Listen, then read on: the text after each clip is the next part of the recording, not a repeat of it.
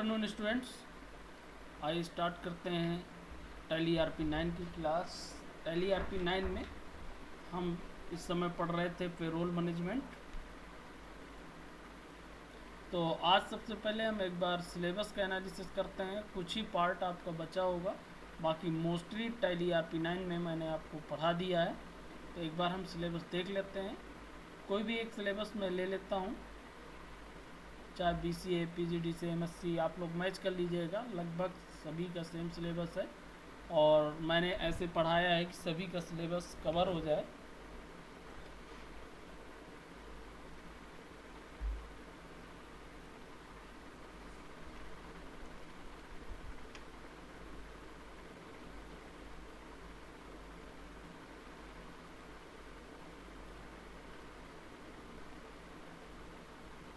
तो मैंने यहाँ पे BCA का सिलेबस ओपन किया है स्टूडेंट।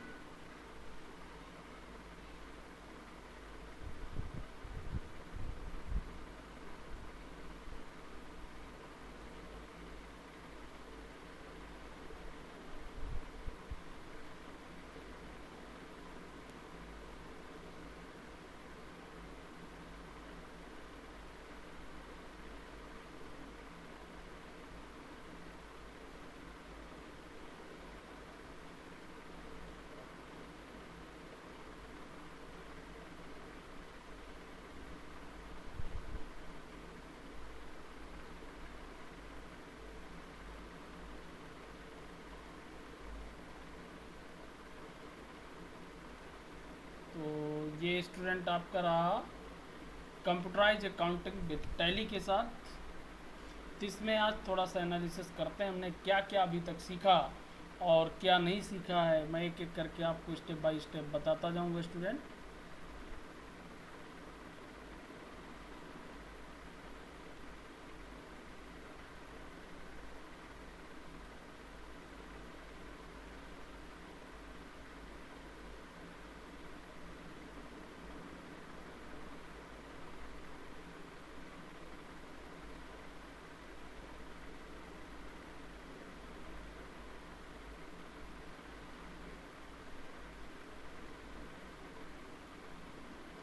तो देखिए स्टूडेंट, सबसे पहले हम टैली, यदि मैं यहाँ पे बात करूँ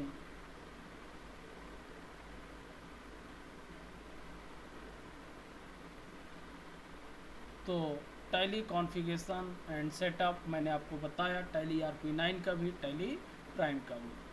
ओके, इसके बाद हमने जो सीखा student, data dictionary and folder configuration, यानी कि कहाँ पे हमारा डेटा टैली का सेव होता है ये भी आपको मालूम है, मैंने बताया भी। उसके पाथ को भी हम चेंज कर सकते हैं, ये भी मैंने आपको बताया। सिंगल एंड मल्टीपल यूजर कैसे यूज कर सकते हैं, एक या एक से अधिक यूजर। टैली स्क्रीन कंपोनेंट, यानी कि स्टार्टिंग में जो कंपोनेंट पाए जाते हैं वो कौन से होते हैं, जिसको गेटवे ऑफ टैली कहा जाता है, वो आप बताएंगे। माउस कीबोर्ड कन्फिगरेशन, शॉर्टकट की कॉम्बिनेशन, ये मालूम है। Switching the screen area, calculator में जाना, कैलकुलेटर से टैली के गेटवे ऑफ टैली में जाना, टैली को बंद करना, कंपनी को मेंटेन करना, डिटेल क्रिएट करना, अल्टर करना, सेलेक्ट, लोड, फीचर्स उसके, ये पूरा फर्स्ट यूनिट पूरा आपका कॉन्फ़िगरेशन से रिलेटेड है, जिसको हमने सभी को सीखा है एक एक करके। नेक्स्ट, यदि सेकंड यूनिट की हम बात करें स्टूडेंट, तो क्रिएट, अल्टर, डिस्प्ले ग्रुप हमने सीख लिया, लेजर सीख लिया, ऑल टाइप के बाउचर ट्रांजैक्शन हमने सीखा, क्रिएट अल्टर करना बाउचर को भी सीखा, इनवॉइस ट्रांजैक्शन भी सीखा, एक्साइज इनवॉइस यानी कि टैक्स को लगाना, एक्सपोर्ट करना, transaction, bill wise detail, alter, display, cost centre, cost category, ये भी हमने सीखा। Allocation, voucher entry, cost centre class भी सीखा, invoice entry class, alter, delete, foreign currency, ये एक पार्ट यहाँ पे छूटा हुआ है, alter, delete, foreign currency. Foreign currency को टैली RP9 में हम कैसे यूज करते हैं इसको मैं बताऊंगा नेक्स्ट वीडियो। ऐसे ही आज मैं देख रहा हूँ कि क्या क्या अभी हमको पढ़ना है सिलेबस में, और PGDCA साथ में MSc, आप लोग भी अपना सिलेबस मैच कर लीजिएगा। यदि कोई हेडिंग ऐसी मिलती है जो मैच ना कर रहा हो, आप मुझको सेंड करिएगा, मैं उसको आपको पढ़ाऊँगा। ओके, तो यहाँ पे मुझे एक पार्ट ये मिलता है, इसको हम पढ़ेंगे स्टूडेंट। कॉस्ट सेंटर, सॉरी, ये फॉरेन करेंसी, इसको मैं पढ़ाऊँगा आपको। Voucher entry using foreign currency, foreign currency के साथ बाउचर को यूज करना। बैंकिंग रिकग्नाइजेशन ये आपको बनाता है कि बैंक में जो ट्रांजैक्शन होते हैं वो उस ट्रांजैक्शन को और आपके द्वारा किए गए बैंक से रिलेटेड ट्रांजैक्शन को मिलाने के लिए कि कहीं प्रॉब्लम तो नहीं है, वो रिपोर्ट आप टैली ऑटोमेटिक रिलीज करती है। ये रिपोर्ट हम देख सकते हैं, इसको मैं आज ही बता दूंगा। इंटरेस्ट कैलकुलेशन हमने सीखा student, using simple advance parameter calculation outstanding balance on invoice using voucher classes, adjustment of interest using create of voucher class, ये भी सीखा। Invoice entry in class situation. बाकी इसमें हमें दो पार्ट मिले, एक तो फॉरेन करेंसी जो मुझको बताना है, दूसरा बैंक रिकॉन्सिलेशन, ये मुझको आपको बताना है। ये रिपोर्ट आप कैसे देख सकते हैं। ओके, थर्ड यूनिट की बात करें तो क्रिएट ऑर्डर डिलीट बजट, ये भी मैंने आपको बता दिया। For group ledger cost centre define credit limit, credit period, display budget, variance. Variance पे भी मैं एक वीडियो जनरेट कर दूंगा, क्या होता है, कैसे यूज करते हैं इसको। सिनेरियो एक होता है ये क्रिएट अल्टर डिलीट सिनेरियो, इस पे मैं एक वीडियो अभी बनाऊंगा आपको, इसको कैसे क्रिएट करते हैं। Enabling job cost tally, master creation configuration, job costing पे भी मैं एक वीडियो बनाऊंगा। दो पार्ट हमको इसमें निकल कर मिले। Creation of voucher type class stock transaction, ये हमने सीखा। Creation of transfer journal for transfer of the stock between godown, ये सब कुछ हमने सीखा। एक गोडाउन से दूसरे गोडाउन में कैसे स्टॉक को ट्रांसफ़र करते हैं। Consumption journal transaction, payment voucher भी हमने यूज किया, गोडाउन भी यूज किया, गोडाउन की समरी भी हमने देखा, रिपोर्ट भी, job work analysis, material consumption summary report like balance sheet, profit loss, ratio analysis, trial balance, ये सारी आपकी रिपोर्ट है स्टूडेंट। मोस्टली रिपोर्ट मैं बता चुका हूँ और कुछ रिपोर्ट और भी मैं आज आपको बता दूंगा। Books like a cash, bank, all ledgers, group summary, ये सारी report, sales purchase register, cost centre, cost category से रिलेटेड रिपोर्ट, और कॉस्ट सेंटर जो ब्रेकअप कर सकते हैं, लेजर को ब्रेकअप कर सकते हैं, आउटस्टैंडिंग, रिसीविंग, पेबल, इंटरेस्ट को रिसीवल करना, पेबल करना, स्टैटिकल उसको डिस्प्ले करना, cash end fund flow, day book, list of accounts, ये सब कुछ हमने देखा। रिवर्सिंग जर्नल, ये एक ज़रूर हमने ऑप्शनल बाउचर, शायद मैंने बताया था, नहीं बताया तो एक बार बता दूंगा। Reversing journal, optional voucher, post dated entry मैंने आपको बता दिया। ओके, इसमें भी हमको दो तीन पार्ट निकल के आए जो आपको अभी मुझे बताना है। कुछ रिपोर्ट्स हैं और कुछ आपको जो बताना है वो आपके कॉस्ट सेंटर है और कॉस्ट कैटेगरी तो मैंने बताया था। ओके, जॉब एनालिसिस के बारे में और सिनेरियो ये हमको मुझे बताना है, और job cost in tally. Fourth unit की बात करें स्टूडेंट तो alter clear display stock in stock item, ये तो पूरा हमने पढ़ लिया है। मार्केटिंग आप देख लीजिएगा, मिला लीजिएगा स्टूडेंट, यदि कहीं आपको ऐसा लगता है all purchase or consumption trailing all rejection inward, सब कुछ मैंने आपको बताया। नेगेटिव बैलेंस कितना है कितना नहीं, difference the of physical creation, alter stock category, display the compound unit बनाना भी हमने सीखा। तो अल्टर यूनिट को अल्टर करना भी सीखा, और डिफाइन स्टैंडर्ड कास्ट भी सीखा, सेलिंग प्राइस भी सीखा, rate of duty, define MRP भी मैंने आपको बताया, अल्टर डिस्प्ले गोडाउन लोकेशन, और inventory voucher, type and transaction, inventory detail, accounting voucher define, reorder level define करना, ट्रांजैक्शन ट्रैकिंग नंबर, ये भी मैंने आपको बताया है। Use the batch wise detail, ये भी मैंने आपको बताया।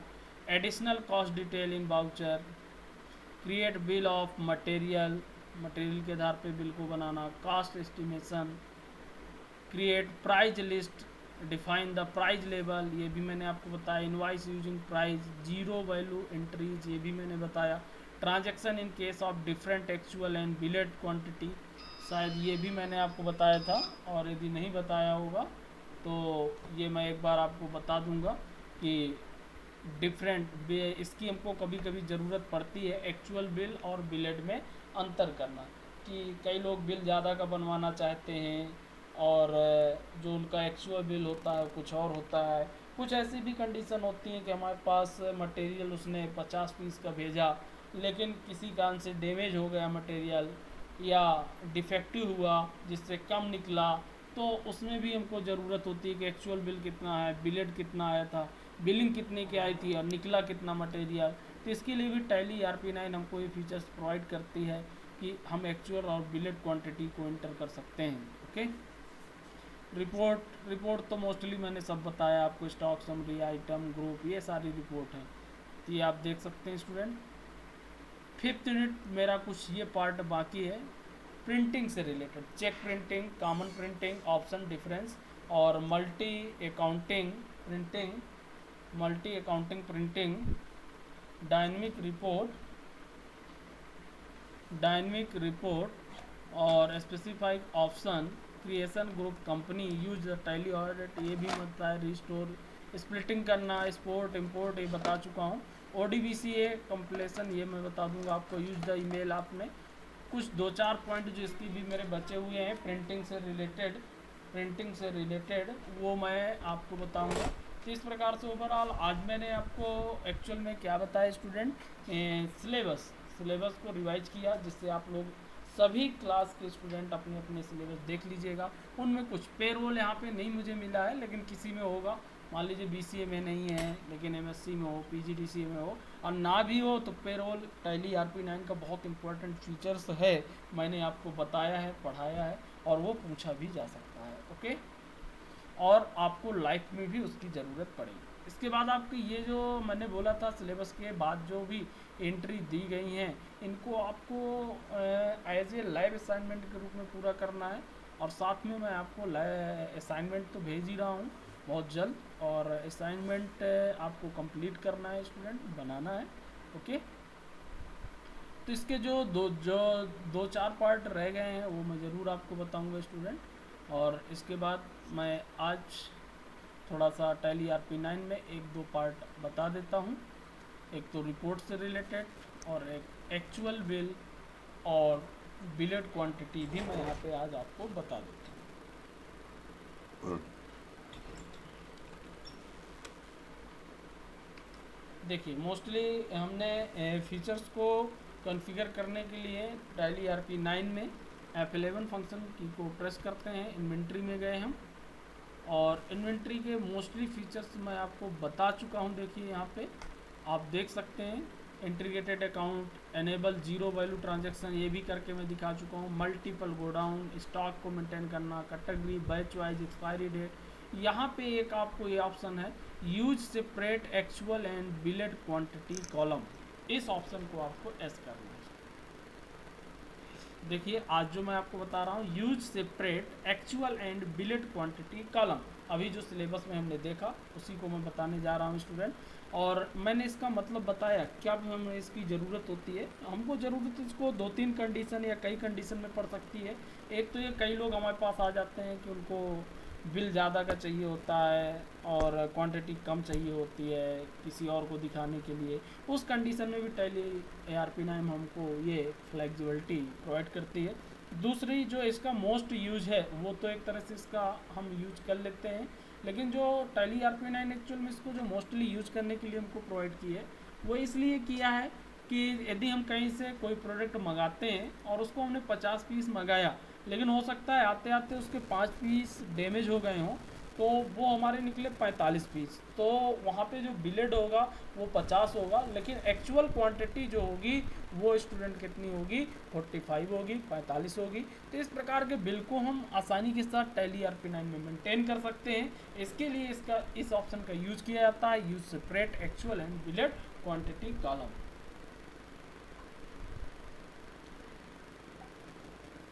इसको आपको एस कर देना है स्टूडेंट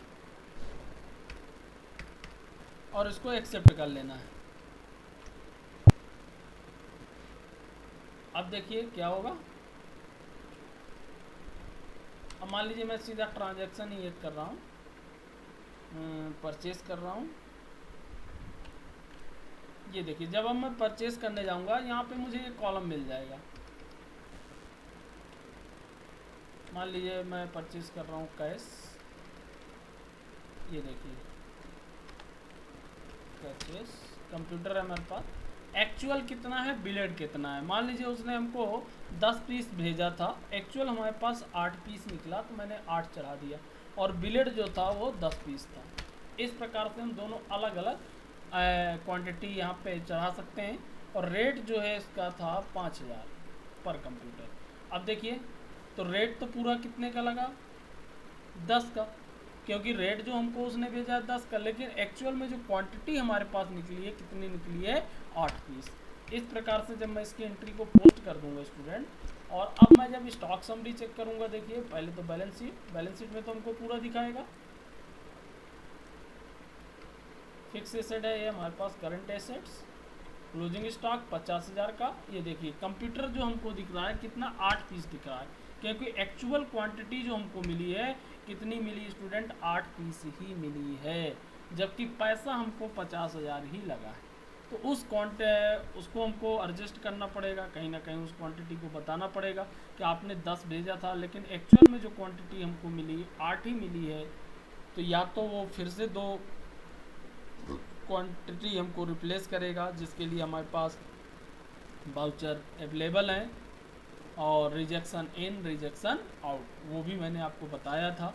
और एक दिन और मैं रिजेक्शन इन और आउट पे एक वीडियो और बना दूंगा स्टूडेंट, ओके। तो इस तरीके से हम इसकी एंट्री कर सकते हैं स्टूडेंट, इसको मेंटेन कर सकते हैं। आप स्टॉक समरी से भी इसको देख सकते हैं, ये देखिए 8 पीस की एंट्री है। और जब उसका सही हो जाएगा, मान लीजिए उसने हमको 2 पीस भेज दिया, रिजेक्शन इन और आउट में भी आप दे सकते हैं। तो इसको हम एक्चुअल यदि हमें 8 पीस ही लगे हैं तो 8 पीस कर सकते हैं, तो हमारा रेट भी 40,000 हो जाएगा। इस प्रकार से हम इस एंट्री को भी मॉडिफाई कर सकते हैं। तो इसलिए ये फैसिलिटी प्रोवाइड की गई है स्टूडेंट। अब मान लीजिए इसी प्रकार से जैसे हमने परचेज किया, हमने किसी को दिया, ऐसे हमारे साथ भी कंडीशन हो सकती है। या फिर दूसरी कंडीशन जो मैंने बताया था कि मान के चलिए कोई भी व्यक्ति है, वो कहता है कि मुझे जो बिल चाहिए वो ज़्यादा का चाहिए। उमेश डेबिटर है हमारा, मैंने इसको सेल किया कंप्यूटर, वो कहता है कि मुझे एक्चुअल में 5 पीस ले जाना है, लेकिन बिल मुझको 10 पीस का चाहिए। तो यहाँ मैं बिलिंग कितने का कर दूंगा, 10 का, और एक्चुअल क्वांटिटी मेरी जाएगी कितने की स्टूडेंट, 5 की, और यहाँ पे 10,000 रुपये के रेट से मैंने बेचा। तो देखिए उसके जो बिल में दिखाएगा एक्चुअल 1 लाख दिखाएगा, जबकि पैसा उससे हमको कितना मिलेगा, 50,000 रुपये मिलेगा। आगे स्टूडेंट बात समझ में। तो कई लोग ऐसे भी होते हैं, और इस प्रकार के बिल की भी उनको आवश्यकता होती है, तो वो भी हम बना सकते हैं। इस तरीके से भी हम अपने इसमें एंट्री करके रख सकते हैं एक्चुअल और बिलेट क्वांटिटी को अलग अलग, लेकिन उसके बिल में ये वैल्यू दिखाएगा और इफेक्ट करेगा। तो मोस्टली जो इसका यूजेस है वो इसीलिए, यदि क्वांटिटी हमारी सही मैच नहीं करती है तो हम उसको ऐसे डिफाइन कर सकते हैं। ये देखिए सन्डी डेबिटर 1 लाख दिखा रहा है, जबकि हमको 1 लाख उससे नहीं मिलेगा, मिलेगा कितना, 50,000 रुपये। तो कहीं ना कहीं हमको इसको एडजस्ट करना पड़ेगा, 50,000 रुपये एडजस्ट करना पड़ेगा। तो इस प्रकार की प्रॉब्लम को सॉल्व करने के लिए, या इस प्रकार की बिलिंग को क्रिएट करने के लिए टैली ERP9 एक्चुअल और बिलेट कॉलम फैसिलिटी प्रोवाइड करता है। यदि आपको ज़रूरत है तो इस फीचर्स को यूज करें, ज़रूरत नहीं है तो इस फीचर्स को यूज ना करें, ओके। तो ये मैंने बताया, साथ में जो मैंने रिपोर्ट बताया कि सारी रिपोर्ट आप यहाँ पे जाके देख सकते हैं, कोई भी रिपोर्ट। ये रिपोर्ट वाले ऑप्शन तो आपको स्वयं चलाना है। देखिए लिखने का तरीका मैं बता देता हूँ, गेटवे ऑफ टैली, डिस्प्ले। अब जैसे ट्रायल बैलेंस है तो ट्रायल बैलेंस, फिर इस रिपोर्ट को आप बनाइए और वहाँ पे स्क्रीनशॉट के रूप में इसको दीजिए कि इसका डायग्राम बनाइए कि इतना हमारा कैपिटल है, इतना लोन लायबिलिटीज है, इतना फिक्स है, इतना करंट है, इतना सेल किया, इतना परचेस किया, इतना इनडायरेक्ट एक्सपेंसेस है। पूरी ट्रायल बैलेंस में पूरी रिपोर्ट ऑटोमेटिक बन के आ जाती है। तो ओके स्टूडेंट, ये आप चलाइएगा। नेक्स्ट वीडियो मेरा जो बनाऊंगा फॉरेन करेंसी, मल्टीपल लैंग्वेज, और 2-3 जो आपके और ऑप्शन रह गए हैं उन पे बताऊंगा। और इसके बाद टैली आपका जो सिलेबस होगा वो कंप्लीट हो जाएगा। आप लोग प्रैक्टिस करिएगा, चलाइएगा। ओके स्टूडेंट, तो आज की क्लास में यहीं पर क्लोज कर रहा हूँ। थैंक्स।